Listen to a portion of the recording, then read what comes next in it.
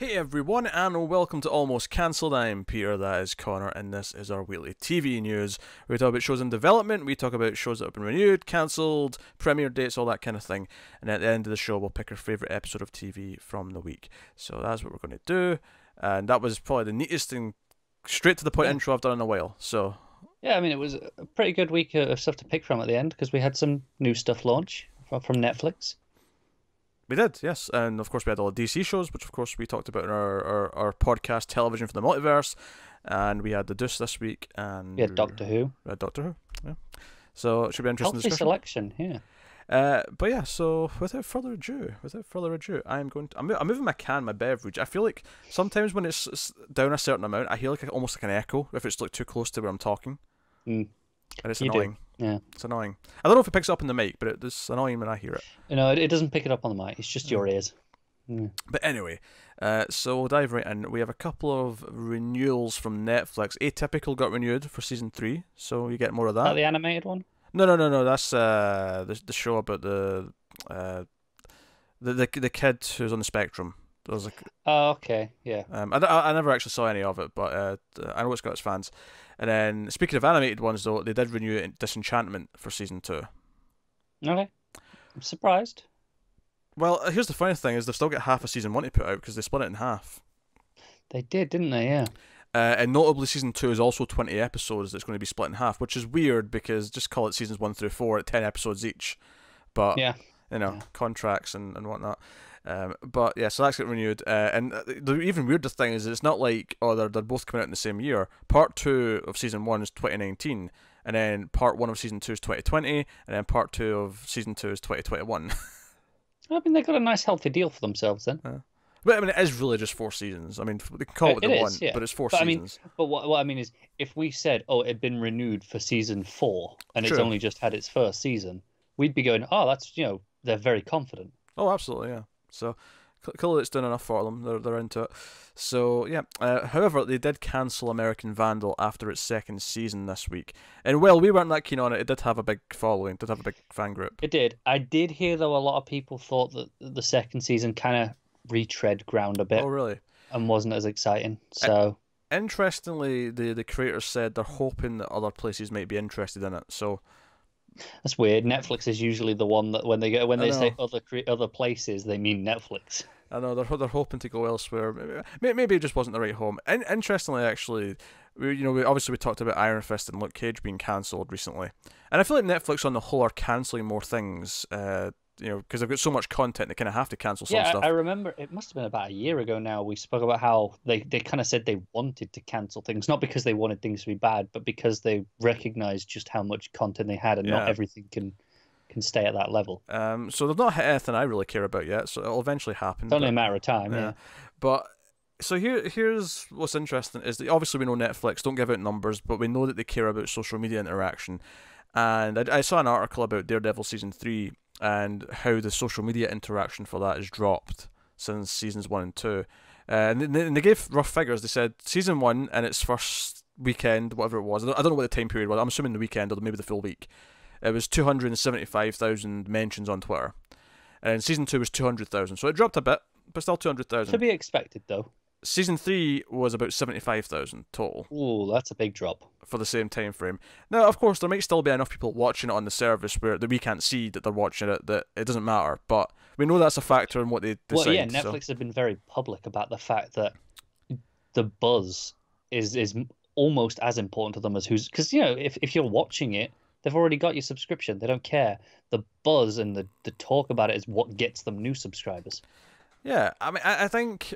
I'm not necessarily ready to believe that it's completely as clear as they're saying it to us as that. No, I don't. But I think it is a pretty significant weighted factor. I think there's multiple factors. I think that's one of them. I'm not ready to believe that's the most important out of the, between that and actual people watching it. Because I refuse to believe that it's not getting much buzz, but they have the highest viewing figures they've ever had for anything, where it's not going to make them go, hey, wait a minute.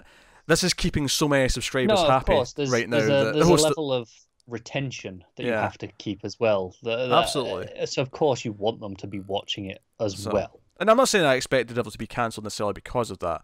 But if it does get cancelled, I mean, as much as we were theorizing all these crazy things about Netflix and Marvel and Disney, changing their minds and wanting to go in different directions, it could just be a case of no.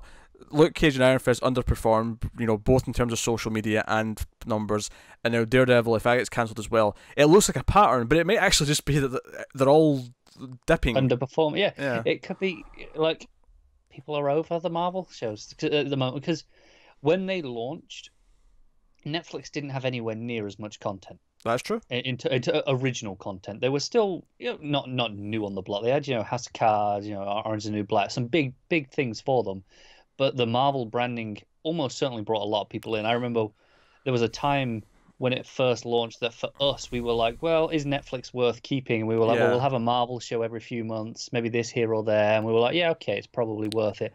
Now we're like, we have something every 2 weeks. Yeah, I mean, Netflix in March of 2015 versus Netflix in October 2018 is a very different playing ground. It's a very different place. And for us, it is literally, I had Haunting of Hill House 2 weeks ago. I would have done if I was in the country. Exactly. But I enjoyed the hell out of that. Now, 2 weeks later, I've been hit with Sabrina and Castlevania at the same time. And, and it feels like and what's really impressive is I think towards the end of 2016, it's when they started churning out a lot of other smaller productions that ended up being really impressive. And I arguably the standouts of the year, things like The OA, which we're still waiting on season 2 Netflix, where is it? And things like 3%, things like Travelers, which is a co-production, but same. The point is that not anymore. It's not. We discovered that though on Netflix. Yeah. It just popped up one day. I was like, "What's this, Travelers? Could this be something worth looking at?" And we sort of tried the first episode, thinking, maybe it'll be okay, but we probably won't like it. It was like the day after Christmas, and I was like, "Do you want to do something?" Yeah, and then we ended up liking it so much that it became one of our top 10 shows of the year. We love that show. Yeah, and season 2 was great as well, so we're still on board, and we're looking forward to season 3. So these things happen on Netflix now, and the Marvel shows do feel like such a small part of it. Like when you ask me, even the start of this year, why do you keep your Marvel or your Netflix subscription rather? Netflix show or the Marvel shows would not be even in the top 10 of the list. No, that's it. Over the past 2.5, 3 years, it's gone from having so little content, relatively speaking. They had some stuff, and then the Marvel thing was, okay, here's a big brand that you can attach onto that, okay, you know what you're getting, to now, well, sure, I'm happy to just pay my Netflix subscription every month, no matter what. They'll throw me something. Yeah, I could list 10 shows so far this year that I've really enjoyed. Easily. When was the last time we went a month without something from Netflix? It was probably just before Maniac, actually. I thought it was not long ago. That was okay. But that was weird though. It felt weird because it had been a while before then. It had, yeah. Because just between returning shows and new shows this year, I can easily name 10 if I probably sit and think about it. Between Glow, Dear White People, between Haunting a Hill House, between Maniac, between on Series of Unfortunate Events, Lost in Space, between Sabrina. Obviously Sabrina now, yeah. I wasn't even thinking of that because I just watched one episode. That adds another one, yeah. Yeah, no, there's tons of them now, and it's so varied. There's sci-fi shows, there's horror shows, there's dramas, there's thrillers, there's comedies, there's romantic. They're catering to, because we're saying, oh, we've got stuff every 2 weeks, but they're putting out stuff every week. Oh, absolutely, yeah. They've just been smart enough to know not to put two things that are kind of similar audiences back to back. Just think, in the last 3 weeks, you had Haunted Hill House, Daredevil, Sabrina, and Castlevania. Back to back 3 weeks in a row. Yeah, no, there's tons of content. Every so often I'll see someone say there's nothing, all their original content kind of sucks barring one thing, and I'm like, what are you talking about? There's new content. You're clearly all the time. not watching any of their original content. So yeah, I don't know, it's weird. So more new Netflix original content later in the show, but. Ooh. But I mean, there's always more on there's always Netflix more content, yeah. Yeah, so moving on then, we got a date. I was going to say a premiere date. Premiere feels a bit weird though, given it's just one thing.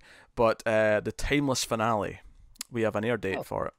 Go on. That is going to air on December 20th for 2-hour nice little finale. Christmas treat. Yeah, because all the regular shows will have stopped by then. That'll be a nice little thing. And that's clearly why they're putting it out then, because it's not meant to get big numbers. It's just meant to be here for all the fans. Here's your conclusion.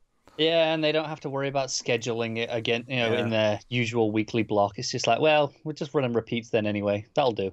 Yeah, so it was actually a little bit sooner than I thought it would be. I was expecting like January, February, I was too, but I'll take but it. that's nice. I'll take it. Next up, Swamp Thing TV show. They cast Gerald Prescott, who I don't really know. She's been on a bunch of TV shows. She was in The Walking Dead season 1, I think, and she was in a few other things. She was in a big list. It was like they listed her credits, and it was like a lot of TV shows that she's probably guested on here or there. I imagine I'd recognize her face then. Yeah, I very haven't possibly. seen her here. But more notably is who she's playing in Swamp Thing.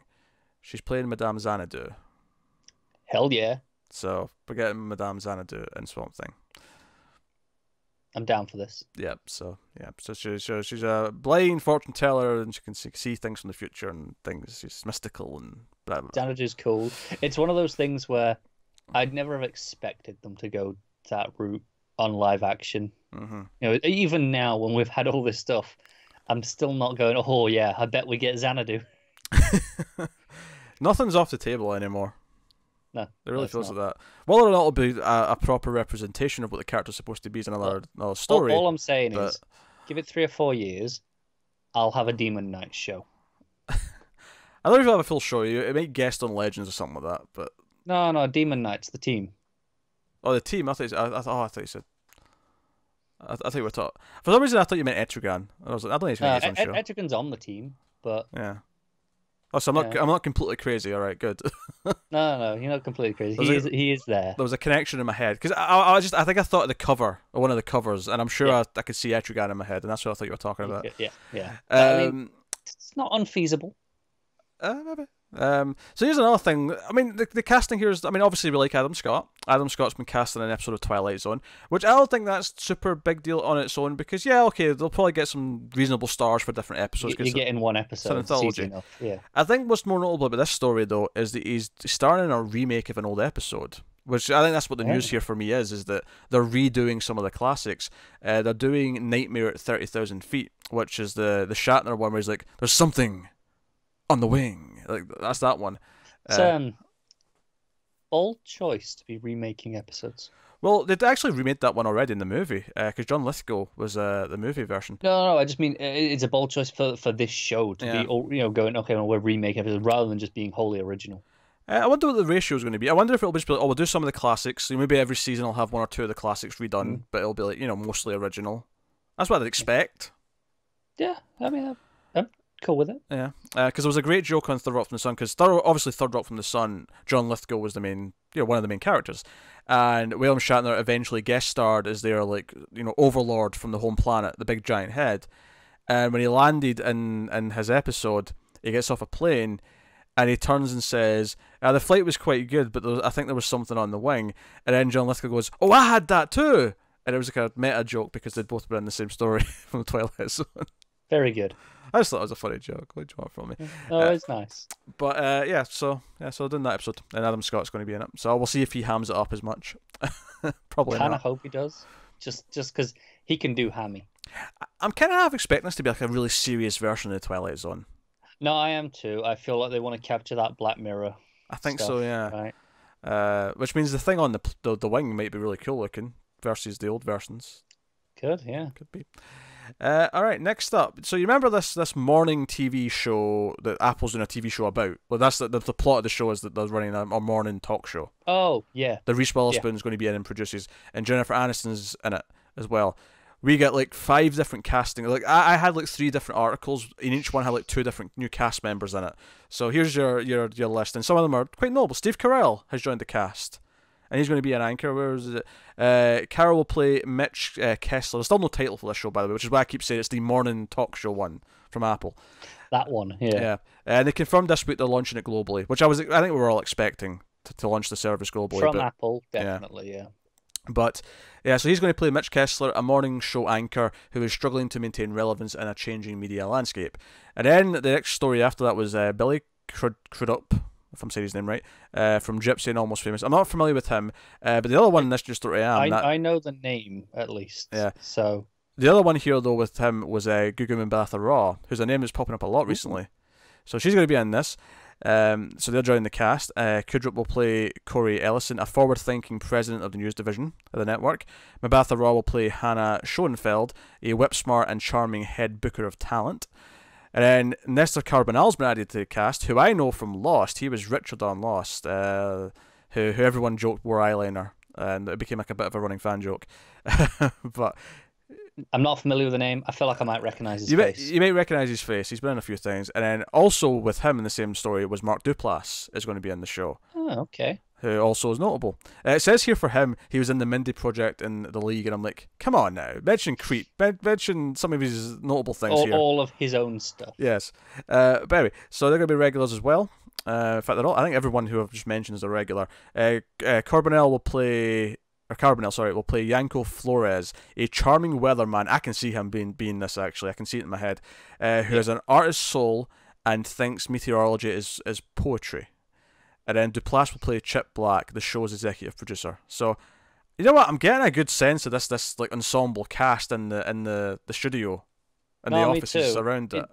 It's kind of reminding me of like 30 Rock. I was going to say Newsroom, but yeah, I can see that comparison as well. I mean, either or. Similar style in terms of this. Yeah. And it's funny because I was not necessarily into this just based on the premise, but the more cast they add to this, and the more they tell me about what all the roles are going to play, the more I'm kind of like, you know what, this may be quite good. Yeah, I agree. So, hey, and yeah, Steve Carell's been a regular in a TV show. That's a big deal because he's not done that since The Office. I think he hasn't, has he? I think some actors go through this phase where the TV makes them big, then they want out of TV and just do movies. They win some awards, and you know what? No, I like a comfortable TV show again. I'm coming back. Yeah. But of course, it's a cable or streaming style show, so it's it'll be 10 episodes or whatever, and it'll be off. It's not the same hours as a network show is, but still, cast is piling up there. Cast is piling up. I was just checking Billy Crudup because I know I recognise the name. And most recently, where I saw him was probably in Justice League. He was Henry Allen. Oh, okay, all right. But where I mean, Paint in Blue, you'll recognise him. It was Dr. Manhattan. In right. I don't know if I would because he was so heavily effects heavy. That I don't think I would recognise him. But yeah, that's fair enough. That's true. But I was like, I know I definitely recognise the name, and maybe if he took off his pants, maybe I'd recognise the dick. Yeah, it's definitely his. He's proud of that. I'm pretty sure he was in the booth with the VFX guy going, make it bigger. Yeah. It's not big enough yet. Keep going. Keep going. We all would. So next up, Netflix. Oh, so this is an interesting story actually from this week that I wanted to bring up and talk about. Let's get into the movie news as well. It could have been either or, but I'll just put it here. So there was some controversy this week because some black customers were noticing a trend on their Netflix which felt a little bit shady, which was movies that have white leads were on there, because obviously if you go to Netflix you get all the images, all the thumbnails for all the movies and shows, and they were noticing that a lot of the movies that had white leads didn't have them in the poster. They'd have a poster with the one minor black character that was in the movie, almost as if to try and trick them into thinking this was going to be a black character focused film. And Netflix responded to this saying, no, that's not true. We don't even know which race you are. We're not targeting anyone based on race or anything like that. Because obviously their images do change. They do. I noticed that as well. Yourself. Yeah. Now, just depend on what you watch. It depends on what you watch. And I looked, because I was reading about this, and some people were showing examples. Like some people were saying, okay, this is what I get for these 3 shows. This is what my dad gets for these 3 shows. This is what my girlfriend gets for these 3 shows, right? And they were showing the comparisons. And the idea is, and this is still kind of bullshit, I think, not in a racist way. I think it's an unfortunate side effect because I do think that looks shady. I think it looks shady and manipulative that you're being falsely advertised what the premise of the movie is when you then click on it and it's, oh wait, no, this is nothing like that at all. But even this I still think is a bit manipulative, where if you watch a lot of romantic comedies, then your thumbnail for, say, I'm trying to think of an example here. Here's an example, right? If you watch a lot of romantic comedies, then for Deadpool you might get the joke Valentine's Day thumbnail that they did. But if you watch a lot of action movies, you get him holding a gun. But if you watch a lot of horror movies, you might get him without the mask because he'll be all gory and sick looking. Yeah. And it's the idea that they have like different genre versions of every movie and show. Appeal to you. Yes. Which I still think is kind of bullshit in a weird way, because if this thing's not a horror movie, I don't want to get the horror version of the thumbnail to try and trick me into it. Yeah, like, I get that.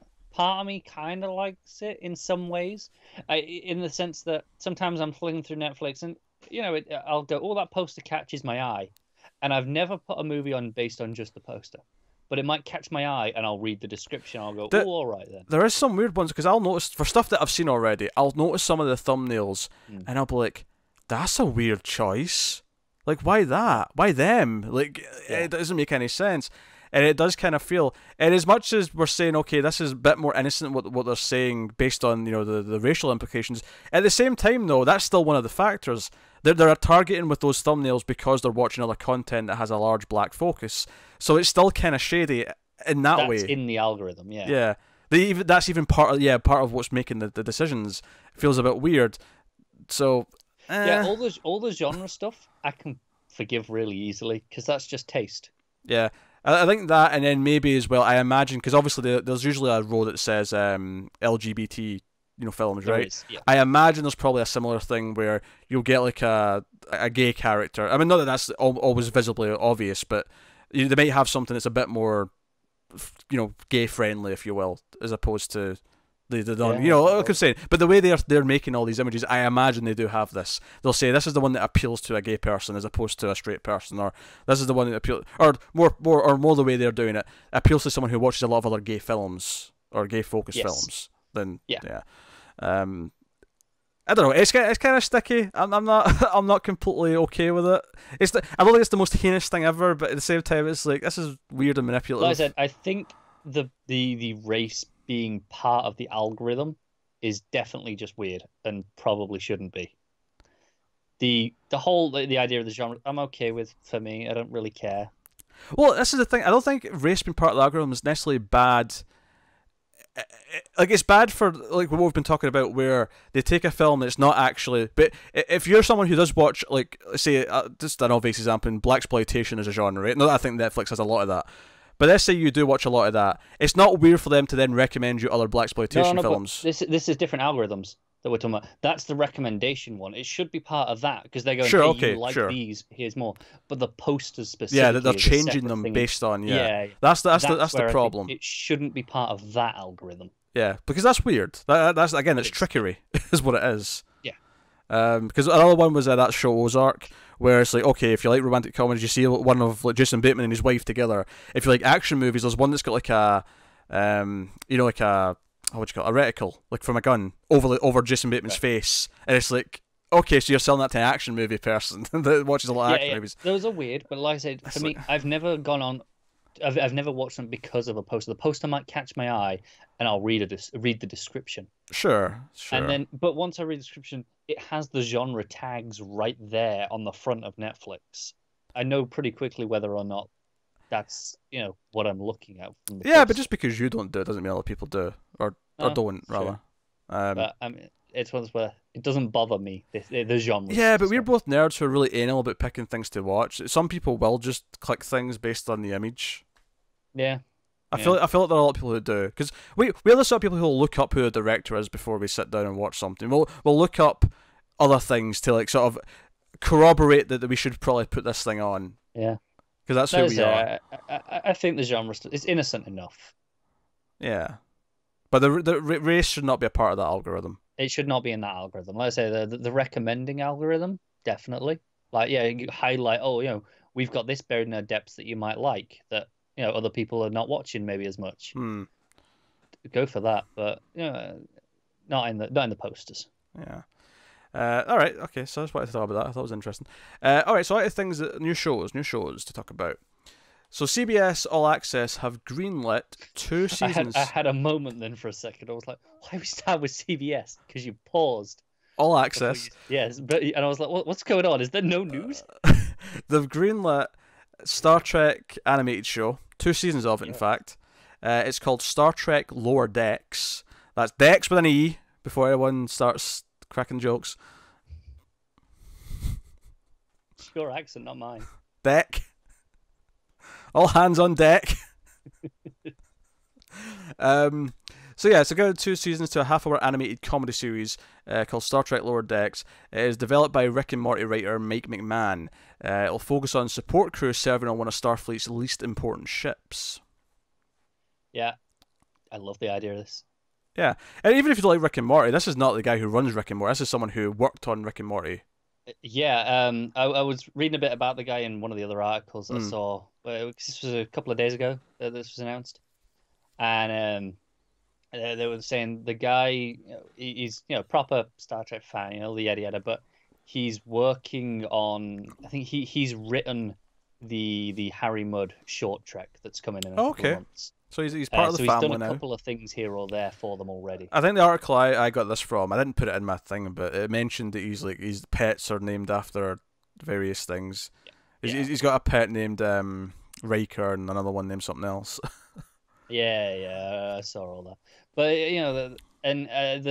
the one I saw had just a little quote from the guy himself saying, "Hey, it's a comedy, yeah, but it's still going to be Star Trek. It's still going to feel genuine, like in that world." Yeah, the way he was describing it in the interview part was that the people who make sure that the things that come out of those food creators when they put in the slots, what are they doing on the other end to make that all work? Yeah, that's how he said he sold it. Is like, hey, the guy when you put in the brown chip and you get a banana, who's doing that? It makes me think it's like the powerless, that was to DC. This is to Star Trek. It's giving me that kind of vibe. Yeah, I think that's a good analogy. In concept, animated. I love that. Yeah, I'm fine with the concept. This is a fun idea. So this will help them keep that at least one Star Trek thing every week, all year round. They're going for it. Yeah. So we'll get to that. So on to the comedies then at the networks and whatnot. ABC has got development for Because Kids, a half-hour comedy inspired by Atomic Mums podcast from the undateable creator Adam Zeitikel and his wife Ellie Noss, who created and hosts the podcast. Hosties the podcast. Hostess. I want Twinkies. Alright. Because Kids is inspired by Atomic Mums podcast as well as the experiences of every parent involved with the project. It is described as a multi-generational comedy that has a light-hearted yet honest examination of the lives of a married couple with 2 young children. The show will use the podcast as a framing device to explore the wide range of topics and opinions that modern parents deal with.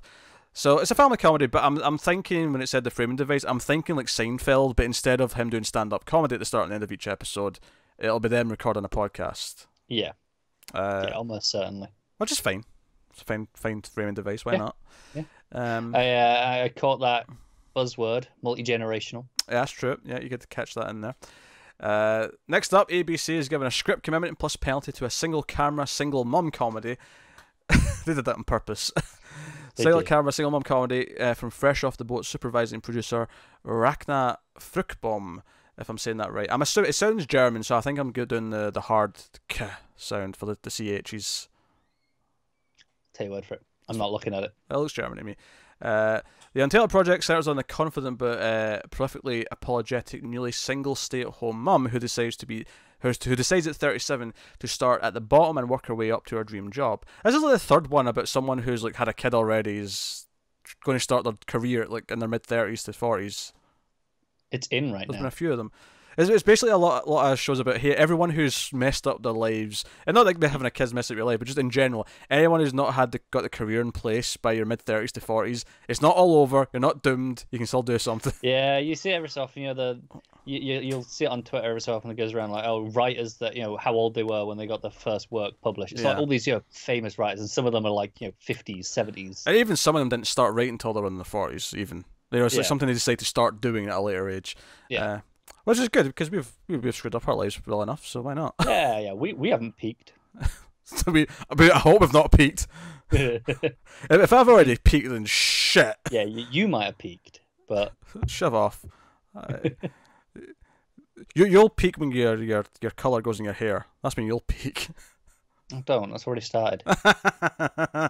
As you're on the path, you're going to peak soon. There you go. Well, as long as it is more than this, as long as it shoots up soon, then we're good. Okay. That really felt like a penis joke there. I don't know why, but it really did. It wasn't supposed to be. It was just it shoots up soon. I'm like, aye, stop talking about it. Right. So yeah, sounds fine. I mean, it's hard to judge some of these. A lot of them sound very similar, so Yeah. NBC's put a pilot commitment to a comedy series with Bradley Whitford attached as executive producer and possibly going to star. So he's not guaranteed to star yet, but it follows a rural church choir that gets a gift that it never thought it needed when a salty Ivy League professor becomes its director. It's called All Together Now. If Bradley Whitford's playing this new director, I'd be interested. Yeah, I can see it. Yeah. See, that's the most interesting because, let's be honest, it's because there's a name attached that we know and like. It's talent. I think it's talent mixed with the description, because the part where it says it's a salty director, I think it's where I'm like, okay, I can see the humour of him being an asshole to the church, and to the choir. And we like people being dicks. And Bradley Whitford can be a great dick given the opportunity. He can. Yeah. Next up, Fox has given a script commitment plus penalty to Home Economics, a single-camera family comedy from writers Michael Colton and John Aboud. I was like he was going to say about, but the typoed it. But no, John Aboud. Home Economics is inspired by Colton's family and uses sibling rivalry to explore the most taboo, but also the most relatable of subjects: money. The series follows 3 adult siblings, one in the 1%, one in the middle class, and one barely holding on. Okay. Yeah, that's fine. Yeah. I feel like I've seen that before. Like not necessarily with siblings, but not with 3. I feel like I see it a lot with 2. Like, one's rich and one's not. Like, you get that a lot. That's true. This is just an extension of that. But I mean, maybe the extension is exactly what it needs. Next up, Fox has put in development a multi-camera parenting comedy. Lots of parenting comedies this year as well. It's a thing. Because not just the one we had earlier, but there's been a lot in the last few weeks, I think. There has, yeah. So it's coming from Saturday Night Live vet Steve Corrin. It's untitled. It centers on what happens when 2 people who have spent years crafting a beautiful, harmonious, happy relationship decide to destroy it all by adding a baby. See, that's got a little bit of attitude in the description. I get a little bit of tone from that. Yeah. It's still just parents with a new kid, which is not exactly a fresh concept. But at least the tone of that at least tells me, okay, it's got a bit of wit to it, maybe.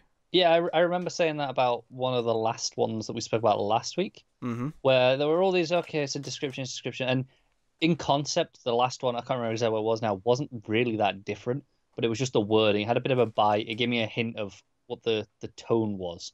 And it's the same here, like I say, it's like, okay, it's playing with the description a little. It's kind of telling you why it's slightly different, even though at the just on the concept, we've seen it before. Next up, Fox has handed a 13-episode series order to an animated family comedy called Duncanville, and it comes from Amy Poehler and her Paper Kite Productions. She is going to star in it as 2 different voices. She's going to be 2 of the characters. So Poehler is the voice of... actually, I'll just mention more of the cast here first. Rashida Jones is going to be in it, so we've got Rashida Jones and Amy Poehler reuniting from both Parks and Rec, of course. And we also have Wiz Khalifa is going to be in here as well, who's been on American Dad and BoJack Horseman. Is it? Yeah. Cool. I did not know that, but thank you. I feel like we've mentioned that one before when he's popped up somewhere. I don't think we have. I'd remember the name Wiz Khalifa. Would you? That's a memorable name. The name Wiz is memorable. I'm not forgetting Wiz. Maybe I'm blanking, but I'm fairly sure he's a rapper. It's slated to come during the 2019-2020 season. So the series centers on the life of Duncan and a spectacularly average 15-year-old boy and his family and friends. Poehler will provide the voice of both Duncan and his mother. So that's fun. And the mum Annie wants to prevent her son from ruining his life. So maybe that gives a sense of the humour. But like Amy Poehler, like Rashida Jones. Yeah. I'm intrigued enough. Alright, CBS is given a pilot commitment to Halfway There, a multi-camera comedy co-written and starring comedian Eliza Schlesinger. I have to really think about that name before I say it. Schlesinger. There's been a handful of those tonight, hasn't there? Shut up. It comes from I Hate My Teenage Daughter creators Sherry Bilsing Graham and Ellen Plummer Creamer. Creamer? What was with these double-barreled last names? Come on, people. Stop being weird. Just pick a name. When you marry, just choose one. Just choose one. It doesn't have to be the husband's name. Just you can take your own name. It's fine. It'll be a forward-thinking gentleman. He'll be okay with it. It's fine. Don't have to double barrel it. It's just annoying. It's just like, if you want to keep your name and keep your damn name, it's fine. But just don't double barrel nonsense. It's just more effort for everyone else. And Anyway, halfway there settles on a comic played by Schlesinger. So it's a comic. So she's basically played herself, Yeah. more or less. Is this an autobiographical one or semi-autobiographical? It doesn't say that. It says it praise herself on guiding women in her act. That's her character. I assume that's probably true for her as well. She is forced to put that to the practical use when her half-sister moves in with her. So, sisters living together, she's a comedian. Okay. All the wacky things they have. Who knows? And then last in... Well, not, is it the last? No, it's not. It's last in the network comedies, but not in the comedies in general. CBS has put in development Americans. That's Khans at the end of that. Americans. Okay. Which I think is quite a witty title, actually. It's a multi-camera Pakistani-American family comedy from man with a plan creator Farhan Arshad. Americans centers on around a young Pakistani-American guy who must... It feels weird to say guy in a description like this. Would you prefer they called him a dude? Well, man. Yeah, Would be what I'd expect, but yeah, a young Pakistani-American guy who must make amends with his estranged family when he and his girlfriend take in his cousins and grandfather, turning their previously carefree lives upside down. So it's, family members move into them comedy, but with a twist. Yes. Notably multi-generational. Also multi-generational. Never said that, but it is. They didn't. Kudos for not just outright saying it. I like the title. I don't think I like the show because it's on CBS, but I do like the title. Yeah, I hope it's good for them. This way. Next up, last in the comedies, Amazon has handed a pilot order for a comedy series based on a UK show called People Just Do Nothing. It's untitled, so they're not taking this title from the original, but it's a half-hour project. It is a mockumentary following a group of working-class DJs and their friends in a town called North Las Vegas, a land of many malls and vast parking lots where the lights of the strip act as a beacon of fame and glory that is just out of reach. The series tracks their stumbling ambitions and explores how relationships between friends and family evolve as the reality of people's dreams starts to hit. Yeah, I can see this. But as the mockumentary, I can sure, picture it in my head. I can almost see the characters, depending on how silly they go with it. I can see it almost being like a Lonely Island type of group of idiots, maybe. Yeah. Possibly depends, but I could see it being that. I'm okay. We haven't had a good mockumentary in a few years. So on to the dramas, and you know how we like Dark from Netflix. We're looking forward to season 2. We do like Dark from Netflix. Well, it did quite well for Netflix, so they've just greenlit 5 German shows. Okay then. So the first one is the famous Battle of Teutoburg, I'm not sure how to pronounce that, Teutoburg Forest, in which Germanic warriors halted the northward advances of the Roman Empire in AD 9.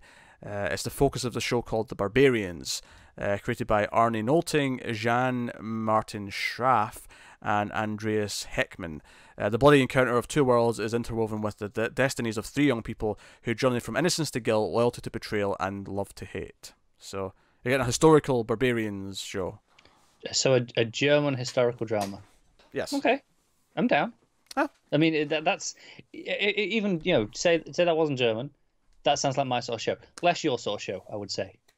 Well, that's mine, generally speaking. But I mean, those are examples of me liking some historical things, depending.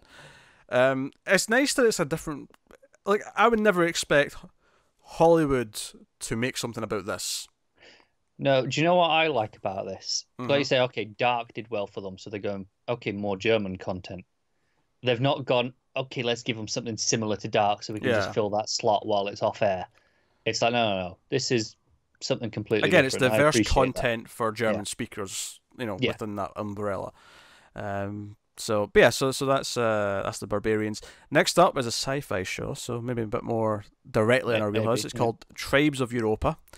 And that comes from Wiedemann and Berg Television, and it follows 3 siblings in the year 2070 who fight to survive in an apocalyptic Europe that has been fractured into countless microstates after a mysterious global catastrophe. Tribes fight for dominance over the continent. It is created by Philip Koch, or Koch, probably Koch. I was like, Koch. Anyway, who's set to direct Tribes, who's written by him, Jana Burbach and Benjamin Saylor. So I just loved everything you just said. Okay, good. That sounds fantastic. Yeah. Oh, I mean, I'm into it. Post-apocalyptic, cool. Europe's a different setting as well, which is nice. Warring tribes. Yeah, because like I feel like one of the great things about looking at world cinema, looking at foreign movies and TV shows, is I do like getting these types of stories set into, because it's always the same cities in the US, right? It's always the same places, or even if it's a UK thing, it's always London usually, maybe somewhere else occasionally. But I like getting something set in Germany, or something set in Japan, or something set, wherever. That's kind of part of the appeal to this for me. Something and different. Of course, with it being made in Germany, it's German people writing it. You get the little cultural things as well that kind of just set it apart slightly. Yeah. Tribes of Europa is that one. I'm down.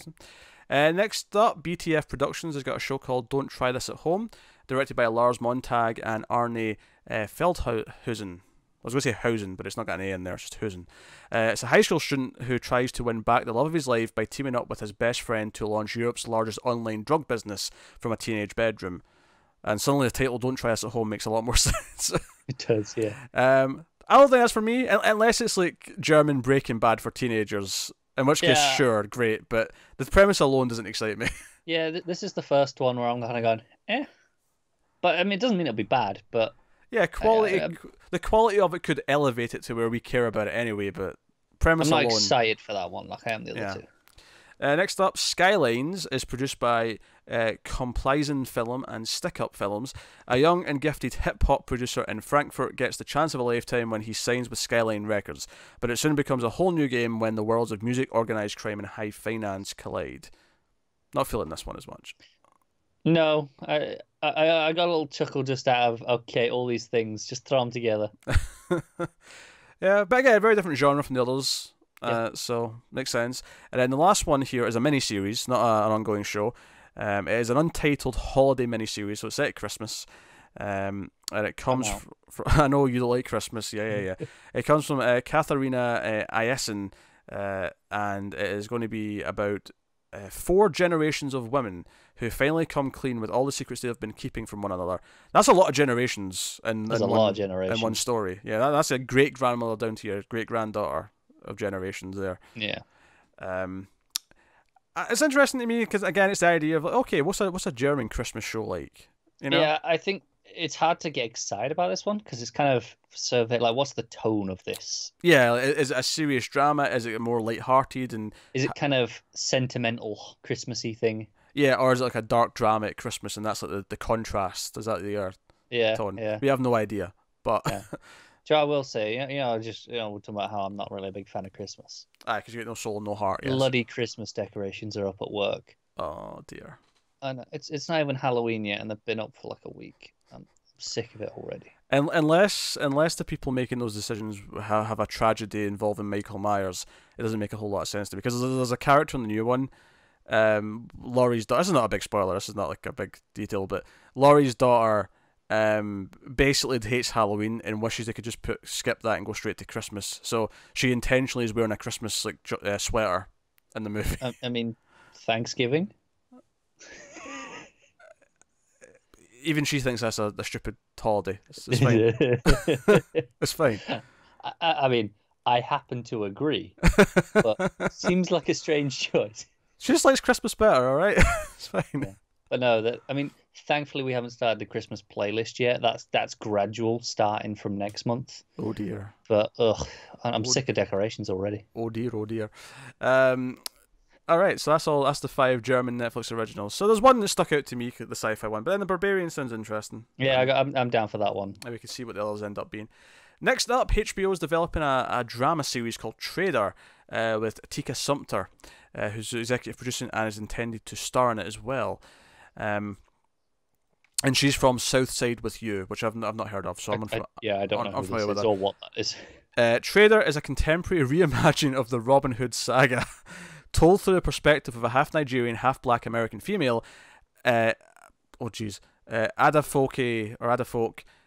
Garibaldi is an easy last name. Although the problem with that is there's a character on Babylon 5 called Garibaldi, and when I was reading this earlier, I kept saying his name instead of what was written there because it's so close. Did you say half Nigerian, half black? That's what it says. The perspective of a half Nigerian and half black. Well, it's and half black, so it could be the same Right. half. No, okay, I'm with you now. One or the other. Like, if the half black feels redundant there, and it was making me question.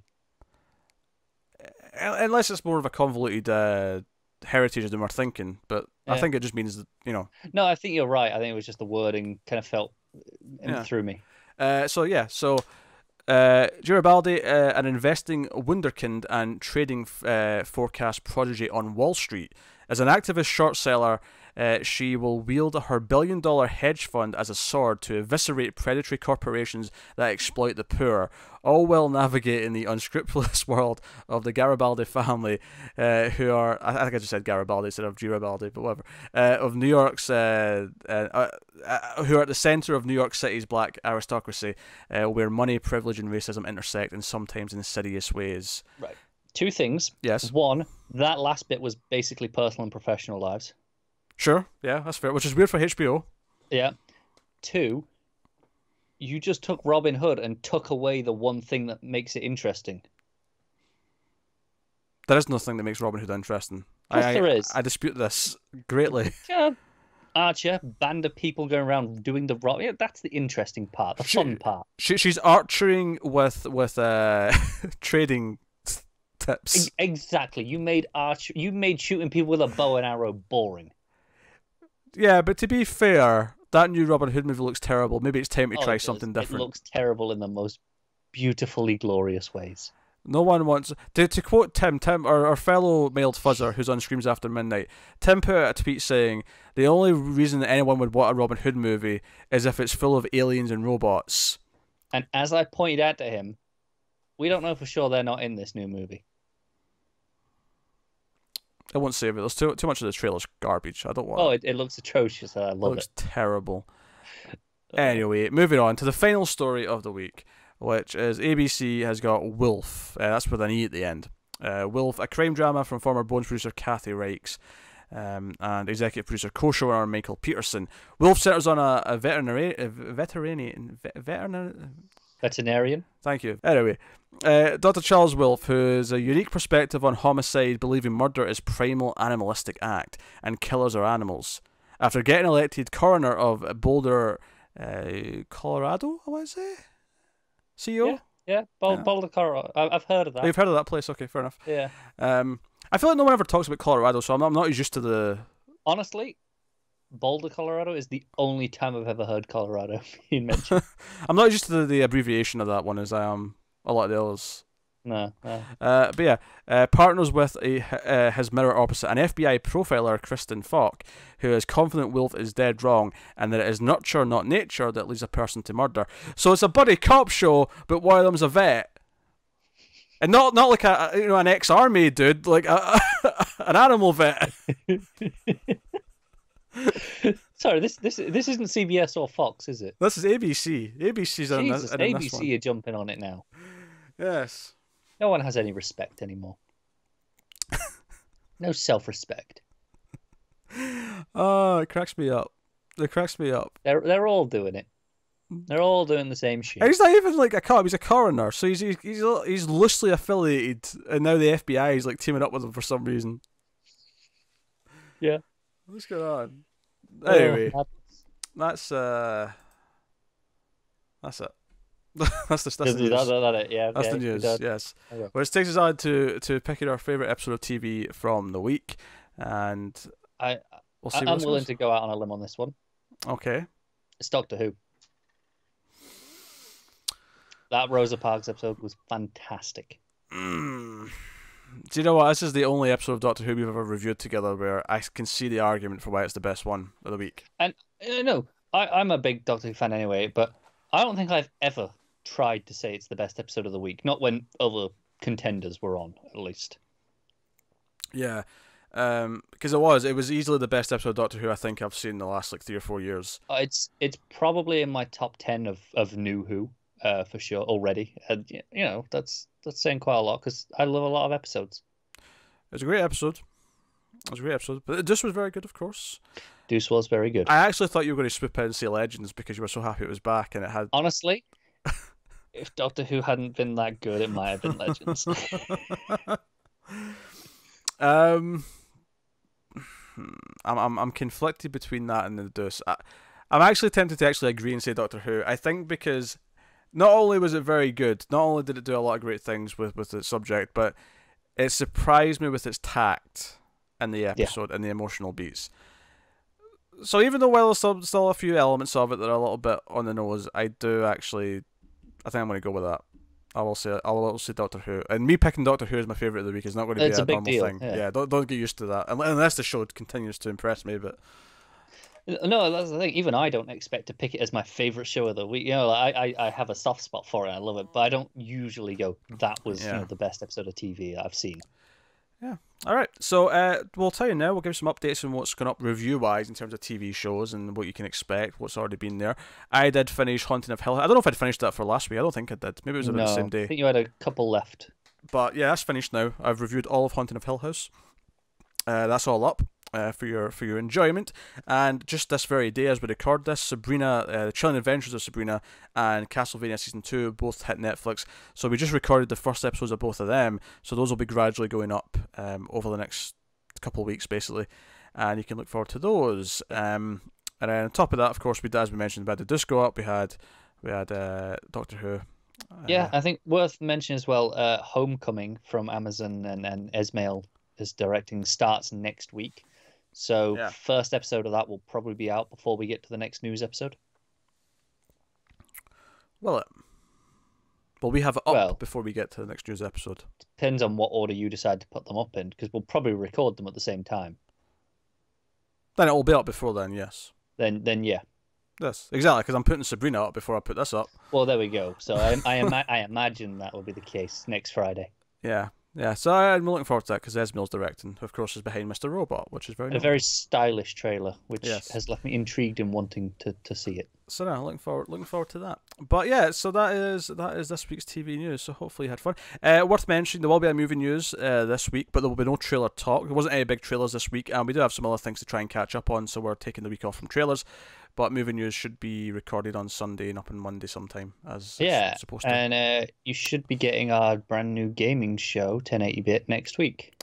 Yes, you should be getting that sometime next week, yeah. Patrons get it 3 days early, so that'll go up first for them, and then it'll be up a few days later. So it may actually be into November by the time it goes up for everyone else, but it won't be far into November.